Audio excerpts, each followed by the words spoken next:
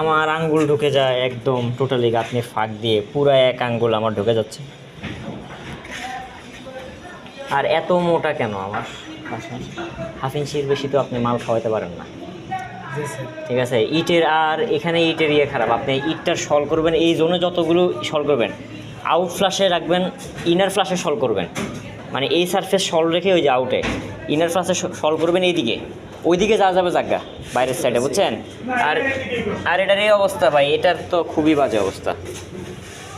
ইট ঢুকে যাচ্ছে, আমার আঙ্গুল ঢুকে যাচ্ছে, এই যে আঙ্গুল আমার ঢুকে যাচ্ছে পুরা। এটা স্যার এইটার ইটটা ভাঙা না, ভাঙ্গা হইলে আপনার মাল তো নাই, আপনার এই দিকে যখন আপনি দিছেন, আপনি এখানে কোনি দিয়ে ইয়ে করলে তো ঢুকে যায়, মাল তো ঢুকায় না, কোনি মারা নেই। যে এটা কী হলো তাহলে?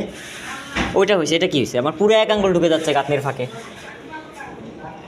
কখনো যদি একটু ভালো ভালো ইয়ার ভূমিকম্প ঠাস করে ফাটে যাবে এটা।